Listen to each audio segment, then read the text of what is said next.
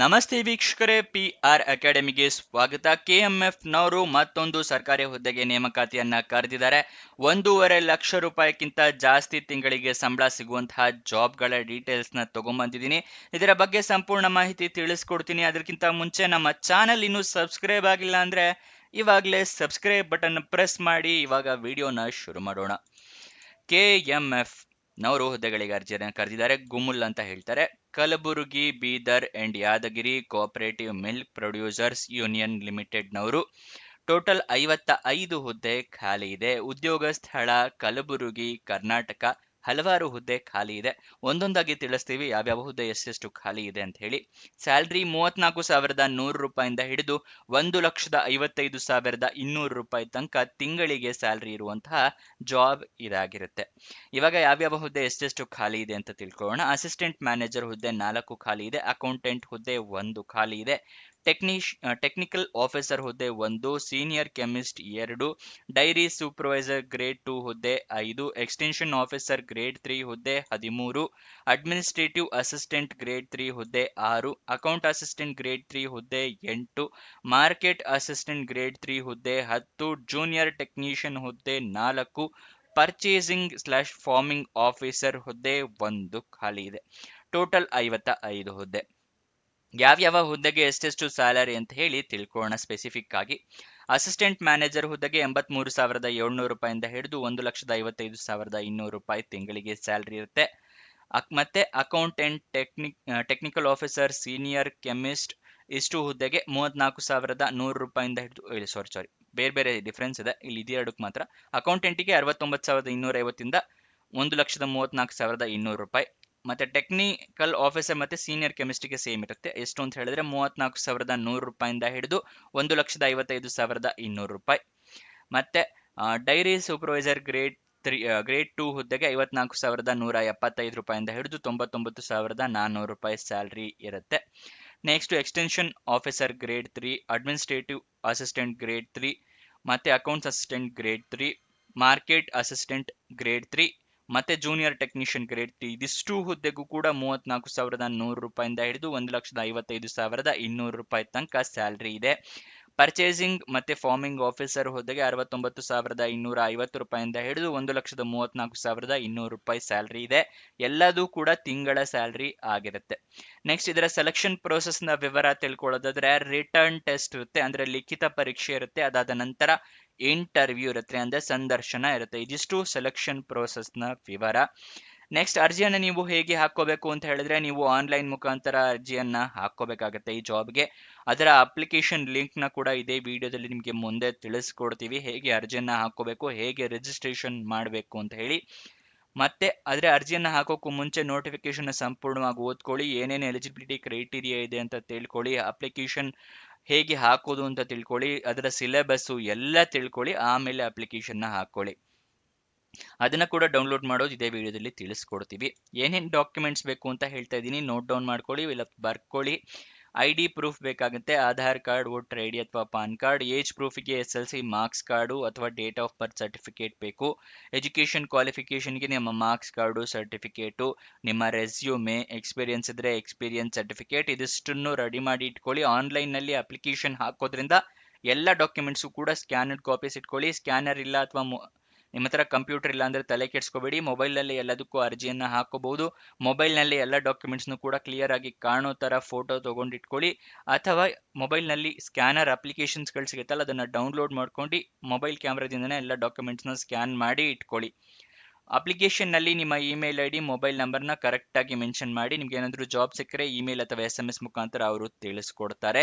Application fill up ಮಾಡಿ, ಎಲ್ಲ details accurate ಆಗಿದೆಯಾ, ಕರೆಕ್ಟ್ ಆಗಿದೆಯಾ ಅಂತ 2 ಸಲ ಚೆಕ್ ಮಾಡ್ಕೊಳ್ಳಿ. ನಿಮ್ಮ ಡಾಕ್ಯುಮೆಂಟ್ಸ್ ಎಲ್ಲದನ್ನು ಅಪ್ಲೋಡ್ ಮಾಡಿ, ಮತ್ತೆ ನಿಮ್ಮ ರೀಸೆಂಟ್ ಪಾಸ್ಪೋರ್ಟ್ ಸೈಜ್ ಫೋಟೋಗ್ರಾಫ್ ಕೂಡ ರೆಡಿ ಇಟ್ಕೊಳ್ಳಿ. ಅದಾದ ನಂತರ ಅಪ್ಲಿಕೇಶನ್ ಫೀಸ್ನ ಪೇ ಮಾಡಬೇಕಾಗುತ್ತೆ. ಎಲ್ಲ ಹುದ್ದೆಗೂ ಕೂಡ ಅಪ್ಲಿಕೇಶನ್ ಫೀಸ್ ಇದೆ.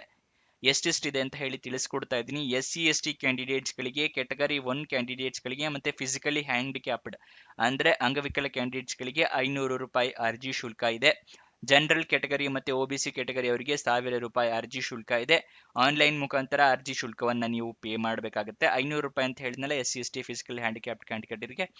ನಿಮ್ಮ ಹತ್ರ ಪ್ರಮಾಣ ಪತ್ರ ಇರಬೇಕು ಈ ರಿಸರ್ವೇಶನ್ ನ ಪಡ್ಕೋಬೇಕು ಅಂತ ಹೇಳಿದ್ರೆ. ಕ್ಯಾಟಗರಿ 1 SC ST ಕ್ಯಾಟಗರಿ ಆಗಿದ್ರೆ ಜಾತಿ ಪ್ರಮಾಣ ಪತ್ರ ಇರಬೇಕಾಗತ್ತೆ. ಫಿಸಿಕಲಿ ಹ್ಯಾಂಡಿಕ್ಯಾಪ್ಡ್ ಕ್ಯಾಂಡಿಡೇಟ್ಸ್ ಆಗಿದ್ರೆ ನಿಮ್ಮ ಹತ್ರ ಡಿಸೇಬಿಲಿಟಿ ಸರ್ಟಿಫಿಕೇಟ್ ಇರಬೇಕಾಗುತ್ತೆ. ಅದನ್ನ ಎಲ್ಲ ರೆಡಿ ಇಟ್ಕೊಂಡಿರಿ.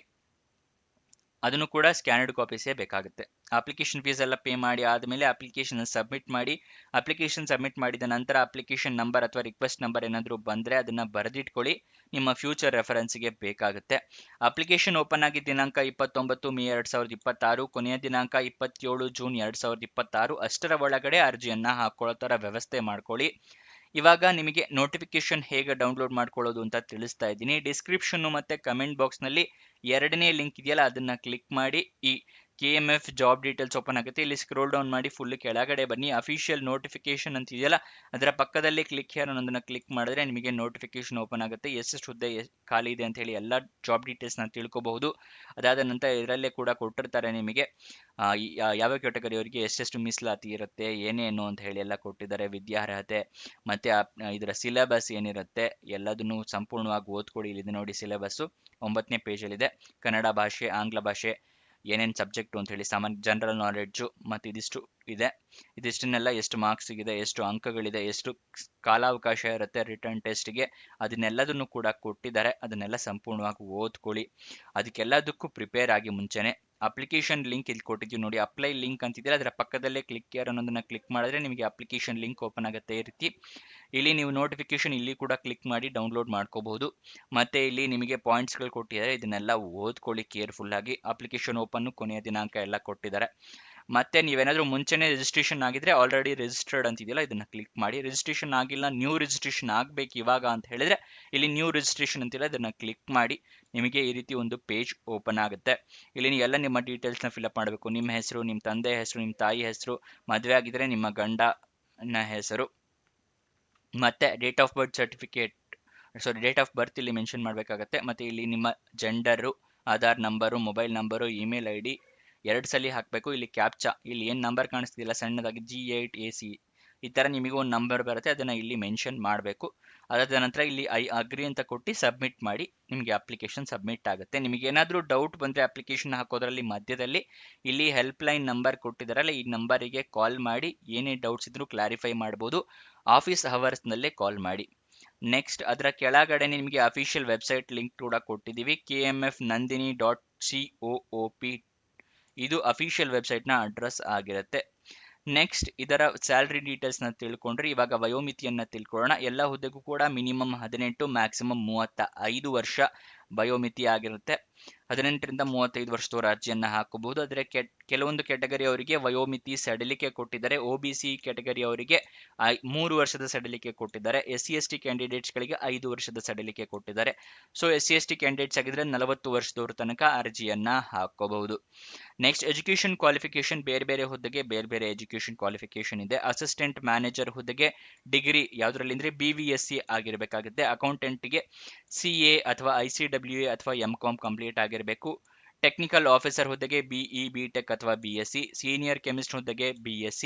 ಡೈರಿ ಸೂಪರ್ವೈಸರ್ ಗ್ರೇಡ್ 3 ಹುದ್ದೆಗೆ ಡಿಪ್ಲೊಮೊ. ಎಕ್ಸ್ಟೆನ್ಷನ್ ಆಫೀಸರ್ ಗ್ರೇಡ್ 3 ಹುದ್ದೆಗೆ ಡಿಗ್ರಿ. ಅಡ್ಮಿನಿಸ್ಟ್ರೇಟಿವ್ ಅಸಿಸ್ಟೆಂಟ್ ಗ್ರೇಡ್ 3 ಹುದ್ದೆಗೆ ಮತ್ತೆ ಅಕೌಂಟ್ ಅಸಿಸ್ಟೆಂಟ್ ಗ್ರೇಡ್ 3 ಹುದ್ದೆಗೆ ಡಿಗ್ರಿ BCom ಆಗಿರಬೇಕಾಗುತ್ತೆ. ಮಾರ್ಕೆಟಿಂಗ್ ಅಸಿಸ್ಟೆಂಟ್ ಗ್ರೇಡ್ 3 ಹುದ್ದೆಗೆ ಡಿಗ್ರಿ BBA BBM ಆಗಿರಬೇಕಾಗುತ್ತೆ. ಜೂನಿಯರ್ ಟೆಕ್ನಿಷಿಯನ್ ಹುದ್ದೆಗೆ 10th ಮತ್ತೆ ITI ಆಗಿರಬೇಕು. ಪರ್ಚೇಸಿಂಗ್ ಫಾರ್ಮಿಂಗ್ ಆಫೀಸರ್ ಹುದ್ದೆಗೆ degree BCom BBA MBA PGDM ಆಗಿರಬೇಕಾಗುತ್ತೆ. ಇದಿಷ್ಟು ಈ ಜಾಬ್ನ ವಿವರ. ನಿಮಗೆ ಏನೇ ಡೌಟ್ಸ್ ಅಥವಾ ಕ್ವಶನ್ಸ್ ಇದ್ರೆ ಕಮೆಂಟ್ ಬಾಕ್ಸ್ನಲ್ಲಿ ಕಮೆಂಟ್ ಮಾಡಿ, ನಾವು ಉತ್ತರ ಕೊಡೋದಕ್ಕೆ ಪ್ರಯತ್ನ ಮಾಡ್ತೀವಿ. ಮತ್ತೆ ನಮ್ಮ ಚಾನಲ್ನ ಸಪೋರ್ಟ್ ಮಾಡಬೇಕು ಅಂತ ಇದ್ರೆ ಸಬ್ಸ್ಕ್ರೈಬ್ ಪಕ್ಕದಲ್ಲೇ ಜಾಯಿನ್ ಅಂತ ಇದೆಯಲ್ಲ ಜಾಯಿನ್ ಬಟನ್ನ ಪ್ರೆಸ್ ಮಾಡಿ ನಮ್ಮ ಚಾನಲ್ ಮೆಂಬರ್ಶಿಪ್ ತೊಗೊಂಡು ನೀವು ನಮ್ಮ ಚಾನಲ್ನ ಸಪೋರ್ಟ್ ಮಾಡ್ಬೋದು. ಮತ್ತೆ ನೀವಿನ್ನೂ ನಮ್ಮ ಯಾವ ವೆಬ್ಸೈಟಿಂದ ಜಾಬ್ ಡೀಟೇಲ್ಸ್ ತಿಳಿಸ್ತೀವಿ ಅಂತ ಗೊತ್ತಿಲ್ಲ ಅಂದರೆ ನಮ್ಮದೇ ವೆಬ್ಸೈಟ್ ನಿಮಗೋಸ್ಕರ ಕ್ರಿಯೇಟ್ ಮಾಡಿದ್ದೀವಿ, prgovernmentjobs.com ಅಂತ ಹೇಳಿ. ಇದರ ಲಿಂಕು ಡಿಸ್ಕ್ರಿಪ್ಷನ್ ಮತ್ತು ಕಮೆಂಟ್ ಬಾಕ್ಸ್ನಲ್ಲಿದೆ, ಅಲ್ಲಿಂದ ಕ್ಲಿಕ್ ಮಾಡಿ ಹಲವಾರು ಜಾಬ್ಸ್ಗೆ ಅಪ್ಲೈ ಮಾಡಿ. ಮತ್ತು ನಮ್ಮ ವಾಟ್ಸಪ್ ಟೆಲಿಗ್ರಾಮ್ ಚಾನಲ್ ಇನ್ನೂ ಜಾಯ್ನ್ ಆಗಿಲ್ಲ ಅಂದರೆ ಇವಾಗಲೇ ಜಾಯ್ನ್ ಆಗಿ. ಇದರ ಲಿಂಕು ಡಿಸ್ಕ್ರಿಪ್ಷನಲ್ಲೂ ಕೂಡ ಕೊಟ್ಟಿದ್ದೀವಿ, ಅಥವಾ ಇದೇ ವೆಬ್ಸೈಟ್ನಲ್ಲೂ ಕೂಡ ಈ ರೀತಿ ಬಟನ್ಸ್ ಇದೆ, ಇಲ್ಲಿಂದ ಕೂಡ ಕ್ಲಿಕ್ ಮಾಡಿ ಜಾಯ್ನ್ ಆಗಿ. ಪ್ರತಿದಿನ ಜಾಬ್ ಡೀಟೇಲ್ಸ್ನ ಪಡ್ಕೊಳ್ಳಿ.